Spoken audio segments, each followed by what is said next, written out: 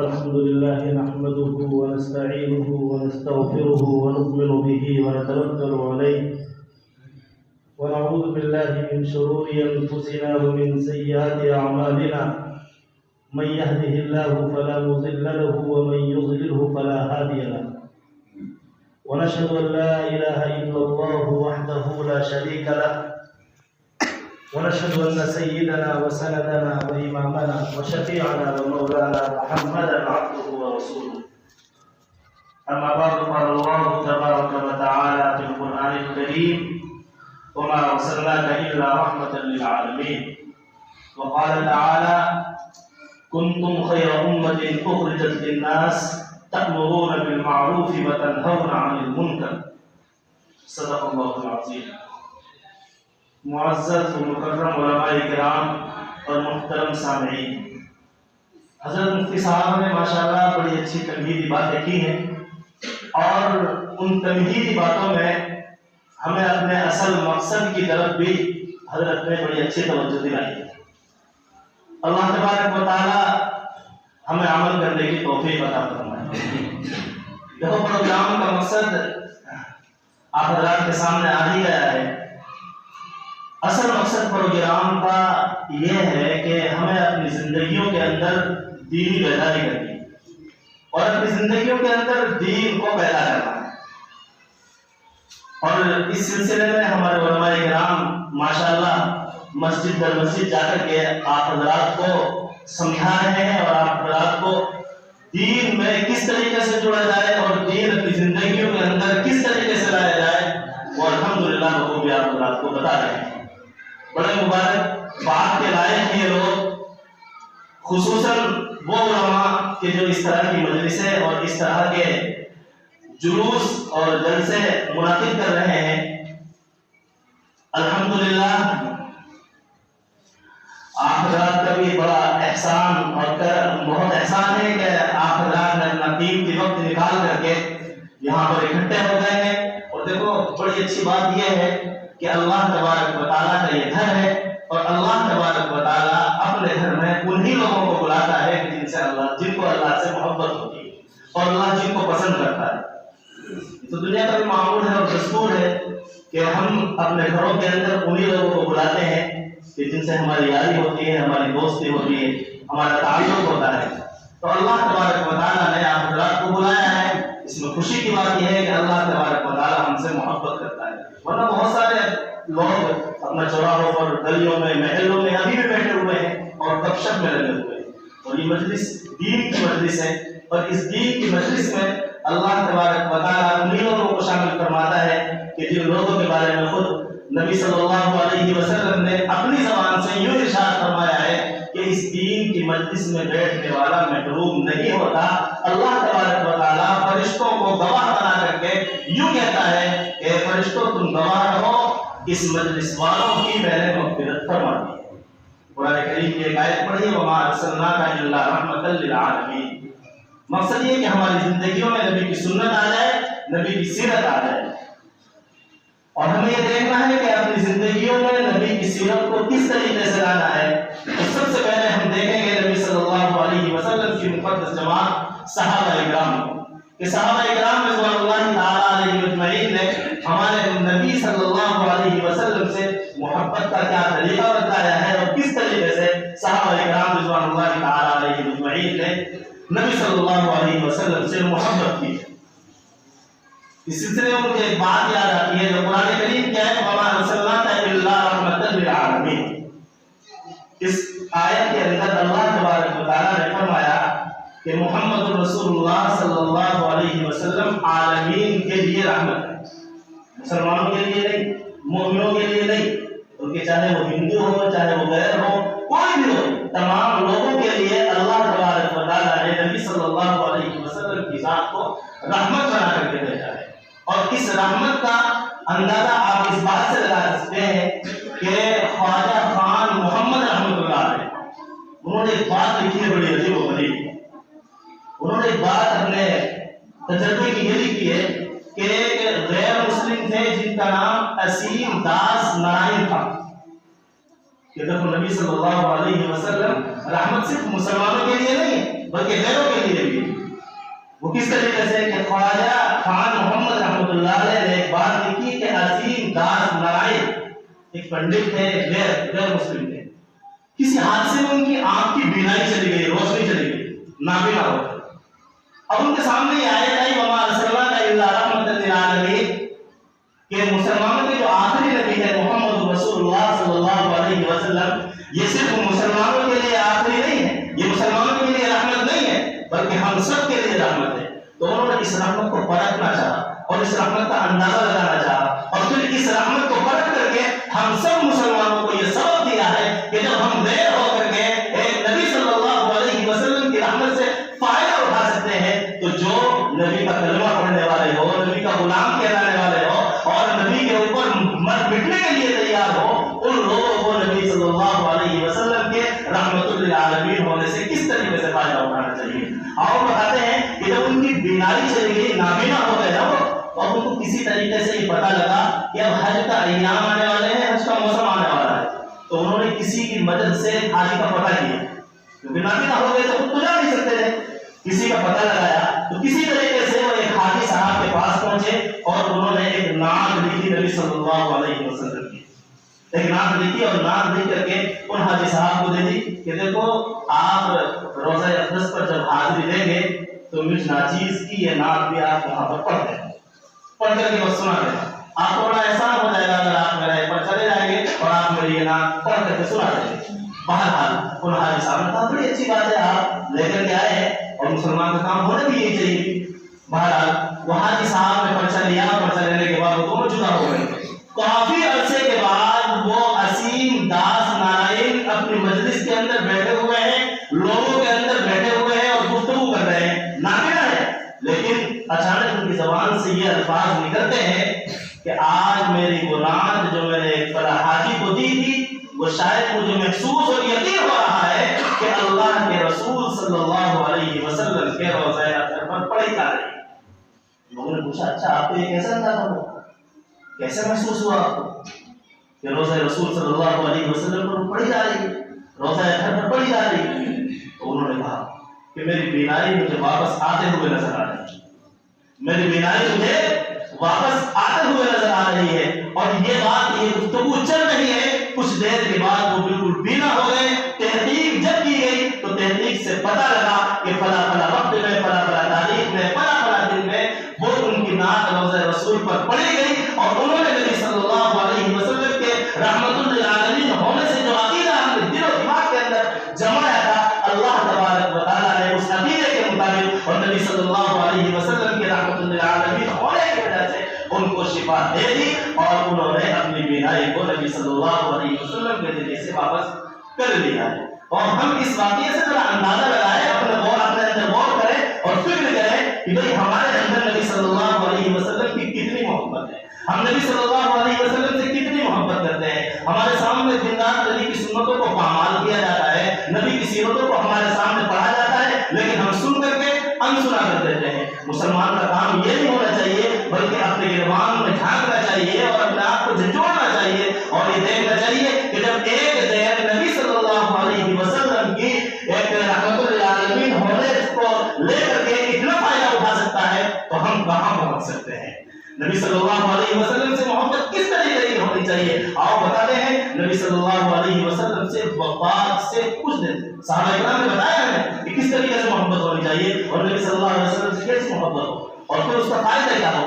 وفات سے کچھ دن پہلے، کچھ ہی دن پہلے نبی صلی اللہ علیہ وسلم نے حضرت بلال کو بلایا، بلال یہاں ہو۔ حضرت بلال آ گئے، جی یا رسول اللہ۔ حضرت بلال کو کہا کہ بلال تم مدینے میں جاؤ اور مدینے کی گلیوں میں یہ اعلان کرو کہ تمہارے آقا جناب محمد رسول اللہ صلی اللہ علیہ وسلم کی جانب سے یہ اعلان کیا جا رہا ہے کہ مدینے کے لوگوں، سارے کے سارے لوگ مسجد نبوی کے اندر اکٹھا ہو جائے اور جس کا محمد رسول اللہ پر جو بھی حق ہو وہ اپنا حق وصول کر لے۔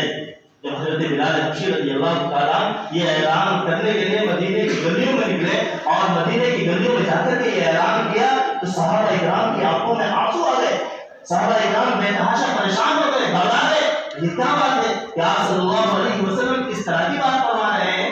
شاید ممکن ہے کہ آپ صلی اللہ علیہ وسلم کا یہ آخری وقت ہو، क्योंकि सहाबा इकराम थे, समझ गए फौरन और रोते हुए सारे के सारे मस्जिद नबवी के अंदर तशरीफ ले आए। सारे जो मस्जिद नबवी के अंदर तशरीफ ले आए तो आप सल्लल्लाहु अलैहि वसल्लम कुछ देर के बाद आए और इस हालत में आए कि आप सल्लल्लाहु अलैहि वसल्लम का चेहरा अनवर बुखार की वजह से सुर्ख हो रहा था और आपसे सही तौर पर बात भी नहीं हो पा रही थी। उस वक्त आप सल्लल्लाहु अलैहि वसल्लम आए और आकर के सबसे पहले गुफ्तगू जो की है वो ये की है कि और लोगों, तुम्हारा मेरे ऊपर जो हक हो वो आज भी मुझसे वसूल कर ले। मैं ये नहीं चाहता हूँ कि कल क़यामत के दिन अल्लाह के सामने मैं इस हाल में खड़ा हूँ कि मेरे ऊपर दूसरे का हक हो, नहीं चाहता। साहबा किराम ने ये बात सुनी, फिर रोने लगे, बेतहाशा रोए। और जब रोने को देखा न गया आप सल्लल्लाहु अलैहि वसल्लम से, तो आप सल्लल्लाहु अलैहि वसल्लम ने एक जुमला इरशाद फरमाया, कुल्लु नफ्सिन ज़ाइक़तुल मौत, हर जानदार को, हर नफ्स को मौत का मजा चखना है। वो इंसान यहाँ रहने के लिए नहीं आया है और हमें यकीन है, और मौत का यकीन हर किसी को है, चाहे वो इंजीनियर हो, चाहे मुसलमान हो, चाहे गैर मुस्लिम हो, चाहे किसी भी खित्ते का रहने वाला हो, मौत से बाहर हाल किसी को छुटकारा नहीं है और मौत का यकीन हर किसी को है। तो उस मौत की भी तैयारी करनी चाहिए। हमारा कुरान करीम कहता है कुल्लु नफ्सिन ज़ाइक़तुल मौत, हर जानदार को मौत का मजा चखना है। और फिर नबी सल्लल्लाहु अलैहि वसल्लम ने इरशाद फरमाया, लोगों अब मेरे लिए तुम्हारी आखिरी मुलाकात है, अब कल को क़यामत के दिन हमारी और तुम्हारी मुलाकात होगी। जब ये बात कही फिर सहाबा इकराम और ज्यादा रोने लगे, बेतहाशा रोए। इसी दरमियान एक सहाबी खड़े हो जाते हैं जिनका नाम तारीख में उकाशा रज़ी अल्लाह तआला अन्हु है। वो खड़े हो जाते हैं और कहते हैं, या रसूल अल्लाह, मेरा आपके ऊपर हक है। जिस वक्त हजरत उकाशा रज़ी अल्लाह तआला ये जुमला अपनी ज़बान से कह रहे थे, हजरत उमर फारूक रज़ी अल्लाह तआला से अपने आप को रोका न गया। हजरत उमर फारूक रज़ी अल्लाह तआला खड़े हो जाते हैं और खड़े होकर के कहते हैं, उकाशा तुम ये क्या कह रहे हो? तुम ज़बान से अपनी क्या बात निकाल रहे हो? तुम मोहम्मद रसूलुल्लाह से इस हालत में बदला लोगे, इस हालत में अपना हक वसूल करोगे?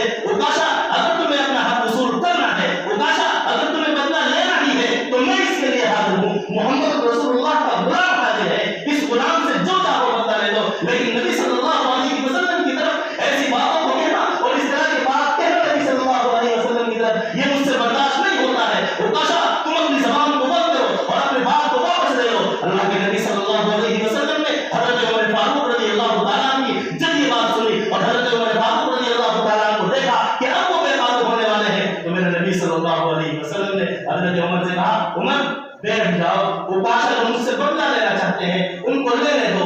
कल क़यामत के दिन मैं ये नहीं चाहता कि उस उकाशा अल्लाह के सामने हाजिर होकर के मुझ पर हक्का कुछ वास्ता दे और मुझ पर ये कहे कि मोहम्मद रसूलुल्लाह को मेरा हक है। हज़रत नबी करीम सल्लल्लाहु अलैहि वसल्लम की बात सुन करके उमर फारूक बैठ गए। उकाशा आए, अल्लाह के नबी ने पूछा, फरमाया कि उकाशा क्या तुम्हारा हक है? मेरे ऊपर क्या हक है तुम्हारा?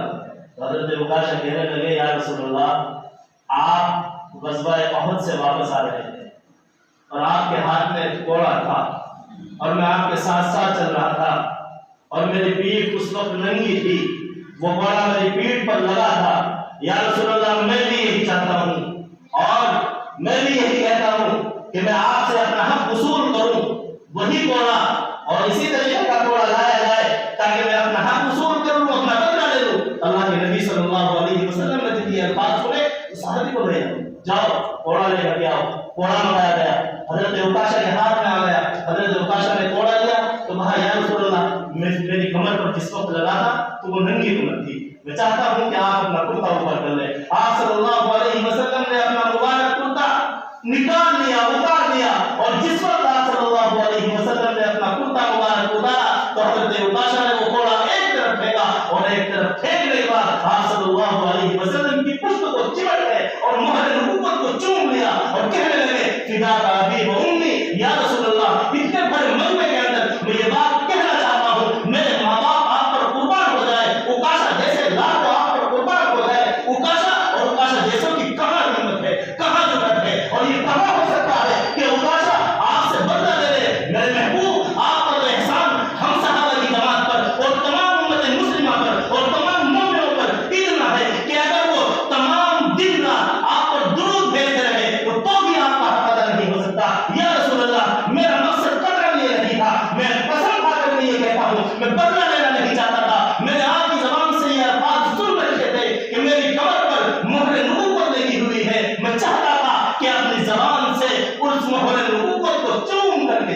मुस्तहिक और जन्नत का हकदार होता हूँ। हज़रत उकाशा रज़ी अल्लाह तआला अन्हु ने उस मोहर नबुव्वत को चुना तो आप सल्लल्लाहु अलैहि वसल्लम इतनी सख्त बीमारी की हालत में और सहाबा इकराम को खुशी का माहौल हो गया, मुस्कुराने लगे। और फिर अल्लाह के नबी सल्लल्लाहु अलैहि वसल्लम ने ये इरशाद फरमाया, उकाशा तुमने अपने ऊपर जन्नत वाजिब कर ली, जन्नत वाजिब कर ली। देखो हमें इस वाक़ये से क्या सबक मिलता है? एक तो हम नबी सल्लल्लाहु अलैहि वसल्लम पर अपनी जान फिदा करें और नबी सल्लल्लाहु अलैहि वसल्लम से मोहब्बत करें। और हमारे नबी आखिरी वक्त में हमें क्या तालीम दे रहे हैं कि देखो जब इस दुनिया से जाओ तो कोई हक हमारे ऊपर नहीं रहना चाहिए। आज जरा मुसलमानों अंदाजा लगाओ हमारे ऊपर कितने हुकूक हैं दूसरों के, हम कितनों को परेशान करते हैं। प्रॉपर्टी हो या कोई भी कारोबार हो या कोई भी इस तरीके की तिजारत हो या शादी ब्याह हो, कोई भी प्रोग्राम हो, उन प्रोग्रामों के अंदर हम दूसरों के हुकूक को किस तरीके से पामाल करते हैं और एक दूसरे के हुकूक हमारे ऊपर कितने लागू होते हैं, हम उनकी कोई भी परवाह नहीं करते। काश हमें इस वाक़ये के जरिए से अल्लाह के नबी सल्लल्लाहु अलैहि वसल्लम की मोहब्बत हमारे दिलों में बैठ जाए और हम नबी सल्लल्लाहु अलैहि वसल्लम की मोहब्बत को अपने दिलों में बिठा करके नबी की सीरत को अपनाएं, नबी की सूरत को, नबी की सीरत को अपनाएं, नबी की सुन्नतों को अपनाएं और नबी की सुन्नतों पर अमल करके अपनी दोनों जहान की कामयाबी हासिल करें। ये उलमा की जमात है, लेकिन आप कोई भी काम करें आप उस काम को करने से पहले उलमा के पास आए। कहते हैं हज़रत हम ये काम करना चाहते हैं, शरीयत इसमें क्या कहती है? हम शादी ब्याह करना चाहते हैं, शरीयत इसमें क्या कहती है? हम खड़े होकर के खाना देना चाहते हैं, शरीयत इसमें क्या कहती है? हमारे घर में दीन नहीं है, दीन किस तरीके से लागू करें? हमारे चेहरों पर दाढ़ी नहीं है कि हम दाढ़ी रखना चाहते हैं, या कोई भी कारोबार हो, तिजारत हो, कि हम तिजारत करना चाहते हैं तो हमारे इकराम से रुजू करें और पूछे कि तिजारत के उसूल बताए, तिजारत का तरीका बताए, हमें शरीयत क्या कहती है। देखो आज नबी सल्लल्लाहु अलैहि वसल्लम को अगर नहीं माना है तो सिर्फ और सिर्फ इंसान में नहीं माना है। इंसान को अल्लाह ने अशरफुल मखलूकात बनाया है,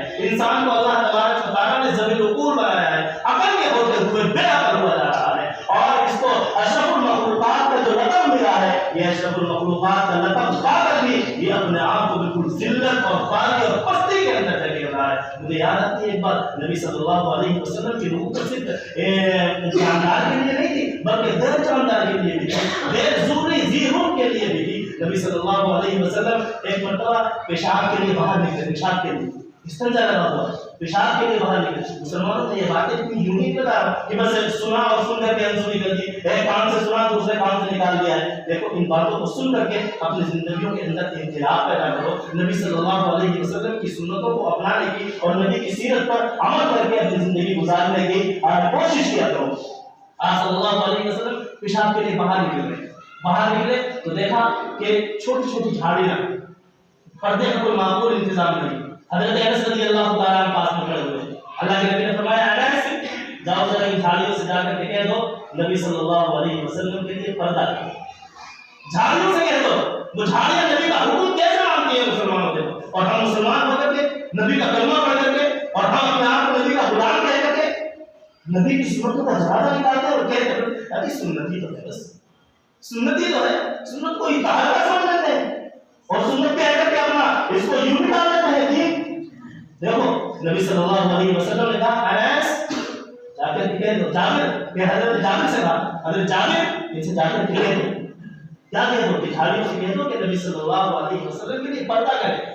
हजरत जाबिर रज़ी अल्लाह तआला उन झाड़ियों के पास गए और एक ऐलान किया, जिस तरीके से आज उलमा मस्जिद जाकर के आवाम के सामने ऐलान कर रहे हैं कि नबी की सुन्नतों को अपनी जिंदगी में ले आओ, वही ऐलान हजरत जाबिर ने उन झाड़ियों के सामने किया। झाड़ियों पर क्या असर हुआ, झाड़ियों ने नबी को किस तरीके से माना है और फिर अपने गिरबान में जाके अपने आप को टटोले और झिनोले कि हम नबी सल्लल्लाहु अलैहि वसल्लम की बात को सुन करके उन पर कितना अमल करते हैं। हजरत जाबिर जाते हैं और हजरत जाबिर जाकर के कहते हैं झाड़ियों अल्लाह के नबी के लिए पर्दा करो। तो झाड़ियों ने जैसे कि ये सुना, एक इधर से झाड़ी आई, एक इधर से आई, एक इधर से आई, एक इधर से आई और एक लंबा चौड़ा एक झुंड तैयार कर लिया, मुकम्मल तौर पर पर्दा कर लिया। आप सल्लल्लाहु अलैहि वसल्लम वहां से फारिग हुए तो वो झाड़ियां अपने अपने पास अपनी तरफ जहां जहां जगह की होंगी वहीं पर चल दी। तो हमें झाड़ी ये बताती है कि हाँ ये आखिरी नबी है और यही मोहम्मद रसूलुल्लाह है और ये अल्लाह का महबूब है और इसकी बात मानने में 100% कामयाबी है। और अगर किसी बात का इनकार करोगे तो जहन्नम से मुस्तहिक होगे। एक मरतबा आप सल्लल्लाहु अलैहि वसल्लम गज़वा तबूक से वापस आए तो एक जगह आराम फरमाने के लिए बैठ गए। एक कीकर का तरफ बहुत दूर है, بہت دور. اب اس پیپل کے درخت نے دیکھا کہ آپ صلی اللہ علیہ وسلم وہاں لیٹے ہوئے آرام فرما رہے. وہ دوڑتا ہوا آیا, چلتا ہوا آیا, بھاگا ہوا آیا. حضرت انس دیکھ رہے, حضرت انس اس بات کو دیکھ رہے, اللہ کے نبی آرام فرما رہے. وہ دوڑتا ہوا آیا اور آپ صلی اللہ علیہ وسلم کے قریب آ کر کے کھڑا ہوا کچھ دیر اور پھر واپس چلا. حضرت انس نے جب آپ صلی اللہ علیہ وسلم بیدار ہوئے تو کہا یا رسول اللہ ایسا ایسا معاملہ, میں نے دیکھا کہ وہ کیکر کا درخت ہے, ابھی ابھی آپ کے پاس آیا تھا اور کچھ دیر رکا پھر چلا گیا, کیا معاملہ ہے؟ اللہ کے نبی صلی اللہ علیہ وسلم نے اس درخت کی طرف ایک نظر اٹھائی اور نظر اٹھا کر کے کہا کہ اس درخت نے اللہ کی بارگاہ میں فریاد اور درخواست کی تھی, یا اللہ میں تیرے محبوب کا دیدار کرنا چاہتا اور میں اس سے دور تھا, اس لیے یہ درخت میرے پاس آیا اور کچھ دور رک کر کے اپنا دیدار کو میرا دیدار کر کے یہ واپس چلا گیا ہے. تو درخت مان رہے ہیں محمد رسول اللہ اللہ کے پیغمبر ہے اور ان کی بات ماننے میں 100% کامیابی ہے. مطلب ایک اور درخت, شجر, حجر تمام کے تمام نے نبی صلی اللہ علیہ وسلم کی رسالت کو مانا ہے, نبی صلی اللہ علیہ وسلم کو مانا ہے. آپ صلی اللہ علیہ وسلم ایک مجلس کے اندر بیٹھے ہوئے, ایک مجلس لگی ہوئی ہے, اس مجلس میں آپ صلی اللہ علیہ وسلم بیٹھے ہوئے ہیں. ادھر سے ایک بدبو آیا. اسلام سے پہلے عرب لوگ گوہ کا شکار کیا کرتے تھے. گوہ ایک جانور ہوتا ہے جو چھپکلی کی طرح ہوتا ہے, اس سے بڑا ہوتا ہے, تو گوہ کا شکار کیا کرتے تھے اور اس کو کھایا کرتے تھے. اب آپ صلی اللہ علیہ وسلم کی مجلس لگ رہی ہے, ادھر سے ایک بدبو گوہ کا شکار کر کے آیا, اور جب شکار کر کے لایا تو وہ جانے لگا. دیکھا کہ آپ صلی اللہ علیہ وسلم کچھ ساتھیوں کو لے کر کے بیٹھے ہوئے ہیں اور ان کو سمجھا رہے ہیں, دین کی دعوت دے رہے ہیں اور دین کی تبلیغ کر رہے ہیں. وہ بدبو آیا, اس کے دل و دماغ میں کچھ اور چل رہا ہے.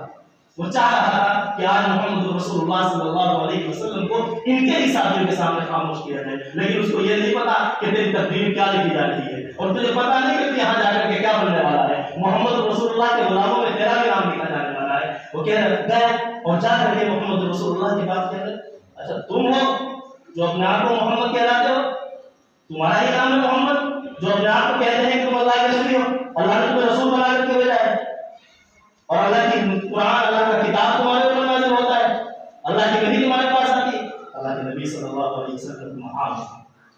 تو اس نے فوراً ایک گھر ایسے گوہ نکالی, وہ مری جو رسی میں باندھ رکھی, رسی بولی فراہم مری گئی کافی دیر کا اس نے شکار کر رکھا تھا, صبح تقریباً اس نے شکار کیا ہوگا, وہ مری ہوئی ہے, مردہ ہو. اس نے یوں پھینک اور یوں پھینک کر کے کہنے لگا کہ اگر یہ گوہ آپ کے رسول ہونے کی گواہی دے دے تو میں آپ کو نبی مان لوں گا, ورنہ میں آپ کو کسی بھی صورت میں نبی ماننے کے لیے تیار نہیں. آپ صلی اللہ علیہ وسلم نے جب یہ دیکھا نا تو میرے نبی کو دیکھو, یہاں اس امت کے ہر انسان کے لیے اتنے کوشاں رہتے تھے آپ صلی اللہ علیہ وسلم کہ کسی طریقے سے ان کے دماغ کے اندر ایمان آ جائے اور وہ یہ کلمہ پڑھ لے اور جہنم کا ایندھن ہونے سے بچ جائے. آپ صلی اللہ علیہ وسلم نے کہا ایمان لے آؤ گے؟ جی بالکل ایمان لے آؤں گا, مان لو نبی. آپ صلی اللہ علیہ وسلم نے گوہ کی طرف اشارہ کیا, ایھا الذئب گوہ, بس یہ ارشاد کر یہ کہنا تھا آپ صلی اللہ علیہ وسلم کا کہ گوہ کے اندر ایک حرکت شروع ہو گئی, حرکت شروع ہوئی, آنکھ کھلی, آنکھ کھولتے ہی کیا نعرہ لگاتی ہے, کیا کہتی ہے, لبیک و سعدیک, یا رسول اللہ لبیک میں حاضر ہوں, میری سعادت ہے, یا رسول اللہ آپ کے سامنے مجھے اللہ نے ایک شرط دیا ہے کہ میں آپ کے سامنے گفتگو کر رہی ہوں, آپ کا دیدار کر رہی ہوں, یا رسول اللہ میں حاضر ہوں, لبیک و سعدیک. تو چل رہی. آپ صلی اللہ علیہ وسلم پوچھتے من تعبد, کس کی عبادت کرتے, کس کو رب مانتی ہے, کس کو پوچھتی ہے, کس کے سامنے مجھے ضرورت رکھتی ہے, کس کے سامنے رکھتی ہے, کون ہے تیرا خدا, کون ہے تیرا رب, کس کی بندگی کرتی ہے تو؟ گوہ جواب دے دیے من فی السماء عرشہ, جس کا عرش آسمان پر ہے وہ میرا رب ہے, وفی الارض سلطانہ, اور جس زمین کے اندر جس کی بادشاہت چلتی ہے وہ میرا رب ہے, وفی البحر سبیلہ, دریاؤں کے اندر جس کا راستہ ہے وہ میرا رب ہے, وفی الجنت رحمتہ, اور جنت کے اندر جس کی رحمت ہے وہ میرا رب ہے, وفی النار عقابہ, اور جہنم کے اندر جس کا عذاب ہے, جس کی سختی ہے, جس کی ناراضگی ہے وہ میرا رب ہے. بدو سن رہا ہے, حق کا بتا رہا ہے, تو معاملہ الٹ رہا ہے, تو کس مقصد کے لیے کیا ہو رہا ہے, یہ اللہ نے تعارف کرایا ہے, اللہ کی وحدانیت بیان کی ہے, اس نے بتا دیا ہے کہ اللہ وہ ہے, وہی اللہ ہے, اس کے علاوہ کوئی خدا نہیں ہے. بدو تو بھی کان کھول کر کے سن لے, آج تک تو جن خداؤں کو مانتا ہوا آیا ہے, آج تک تو جس رسم و رواج آپ مجھے یہ وہ سلیقہ بتا رہی ہے، جینے کا ڈھنگ بتا رہی ہے، اور محمد رسول اللہ کی غلامی میں شامل ہونے کا ایک اعزاز مجھے ہے۔ اللہ کے نبی نے فرمایا یہ تو تمہیں خدا کو بتا دیا، من انا، میں کون؟ مجھے بھی بتاؤ میں کون ہوں؟ من انا، میں کون؟ وقل انت رسول رب العالمین وخاتم النبیین، کیا اللہ کے رسول ہے، دونوں عالم کا جو بادشاہ ہے، پالنہار ہے، جو دونوں عالم کا خالق و مالک ہے، آپ اس کے رسول ہیں، اور رسول ہونا ہی کافی نہیں مسلمانوں، ایک بات یہاں پر یاد رکھنا، نبی صلی اللہ علیہ وسلم کو صرف رسول ماننا یہ کافی نہیں ایمان کے لیے، بلکہ خاتم النبیین ہونا بھی ماننا ضروری ہے۔ آپ صلی اللہ علیہ وسلم کے بعد کوئی نبی نہیں آئے گا، کوئی رسول نہیں آئے گا، اس بات کا یقین اور اس بات کا اقرار کرنا بھی ضروری ہے۔ اگر کسی انسان کے دل میں ذرہ برابر بھی یہ شبہ ہو کہ محمد رسول اللہ کے بعد کوئی نبی آ جائے گا تو وہ کفر پر مرے گا اور وہ کافر ہوگا، نبی صلی اللہ علیہ وسلم اور اسلام سے اس کا کوئی واسطہ نہیں ہوگا۔ اب وہ کہتی انت رسول رب العالمین وخاتم النبیین قد افلح من صدق وقد خاب من کذب، کہ کامیاب ہو گیا وہ جس نے آپ کی تصدیق کر دی، اور نامراد اور ناکام ہو گیا وہ جس نے آپ کی تکذیب کر دی۔ اور خود نے جب ادھر کو دیکھا کہ تو بڑی لمبی چوڑی تقریر چل رہی، یہ تو خاموش ہونے کا نام نہیں لے رہی۔ اللہ کے نبی صلی اللہ علیہ وسلم نے اپنا مبارک سر اٹھایا، جی کیا کہنا چاہتے ہو، کیا کہنا چاہتے ہو؟ وہ کہتا ہے یا رسول اللہ آپ کے غلام کی فہرست میں اپنا نام لکھانا چاہتا ہوں، آپ کا غلام بننا چاہتا ہوں۔ تو یہ دیکھو نبی صلی اللہ علیہ وسلم کی نبوت کو مانا ہے مردوں نے بھی، مانا ہے درختوں نے بھی، نہیں مانا تو کس نے نہیں مانا؟ انسانوں نے نہیں مانا۔ انسانوں کو ماننا چاہیے، درختوں نے کیسے مانا؟ ایک مطلب آپ صلی اللہ علیہ وسلم گھر سے باہر نکلے نا تو تھوڑی سی 2 منٹ کے بعد میرا ٹائم شاید مکمل ہو چکا ہے، 1 منٹ تھوڑا سا مختصر سا، اللہ ہم کی توفیق عطا فرمائے۔ آپ صلی اللہ علیہ وسلم گھر سے باہر نکلے تو کچھ صحابہ کرام بیٹھے ہوئے، آپ صلی اللہ علیہ وسلم نے پوچھا کیا بات ہے؟ یا رسول اللہ بھوک لگی ہے۔ آپ صلی اللہ علیہ وسلم نے کہا مجھے بھی بھوک لگی، سردی کا زمانہ ہے، فل سردی۔ آگے ہو گئے تو حضرت ابو بکر عمر آ رہے ہیں، آپ صلی اللہ علیہ وسلم نے پوچھا عمر ابو بکر کیا بات ہے؟ یا رسول اللہ بھوک لگی ہے۔ آپ صلی اللہ علیہ وسلم نے فرمایا کہ مجھے بھی بھوک لگی۔ اب کافی سارے ہو گئے نا اکٹھے، اب کافی سارے اکٹھے ہو گئے، سردی کا موسم ہے، کھجوروں کا کوئی موسم نہیں ہے، کھجوریں جو آیا کرتی ہے وہ گرمیوں میں آیا کرتی ہے، سردیوں میں نہیں آیا کرتی، سردی ہے بالکل۔ آپ صلی اللہ علیہ وسلم نے حضرت علی کو بلایا، علی ادھر آؤ، اور یہ سامنے جو کھجور کا درخت کھڑا ہوا ہے نا، اس درخت سے جا کر کے کہہ دو کہ تم کو اللہ کا نبی محمد رسول اللہ، اللہ کا حبیب یہ حکم دیتا ہے کہ تم ہمیں تازہ کھجور پیش کرو۔ حضرت علی رضی اللہ تعالیٰ عنہ تھوڑے تھوڑے اس درخت کے بعد اور جا کر کے اللہ کے رسول کا پیغام سنایا، اللہ کے رسول کے پیغام کا سننا تھا۔ خدا کی قسم اس درخت کے تر و تازہ کھجور، اس چادر پر جو چادر نیچے بچھا دی گئی تھی، یقین ہے تم نے صحابہ کرام کا کیسا تھا کہ کہنے سے پہلے چادر بچھا دی گئی اور جیسے ہی کہا تو کھجور نے تر و تازہ کھجور پیش کر دیے، اور اتنے برسائے کہ وہ چادر بھر گئی، اس چادر کو اٹھایا گیا، تمام صحابہ کرام نے پیٹ بھر کے کھجوریں کھائی، اور کھجوریں کھانے کے بعد جو کھجوریں بچ گئی نا، پھر آپ صلی اللہ علیہ وسلم نے حضرت علی سے کہا علی ان کو لے کر کے چلے جاؤ، میرا لخت جگر حضرت فاطمہ ان کی طرف اشارہ فرمایا کہ پتہ نہیں کتنے دن سے بھوکی ہوگی، ان کے پاس لے جاؤ، وہ بھی کھا لیں گے، میرے بچے بھوکے ہوں۔ مسلمانوں ہمیں ان واقعات سے اور ان چیزوں سے ہم دیکھو ان باتوں کو سن کر کے نکالنا نہیں ہے کہ بس سنا کہ مزہ آ گیا اور مزہ آنے کے بعد بس یہ مزہ یہیں تک رہ جائے۔ اس مزے کو اپنے سینوں کے اندر، اپنے دلوں کے اندر محفوظ بھی رکھنا ہے اور ان پر عمل کرنے کی بھرپور کوشش بھی کرنی ہے۔ اور تمام چیزوں میں خاص طور سے علماء اور کابرین میرے بیٹھے ہوئے یہ سارے، ان کی جماعت جو بیٹھی ہوئی ہے ان سے اپنا مشورہ کرنا ہے، اور ہر کام میں مشورہ جب ان سے کریں گے تو انشاءاللہ ہماری زندگیوں میں دین بھی آ جائے گا اور ماشاءاللہ عمل کی بھی صورت پیدا ہو جائے گی۔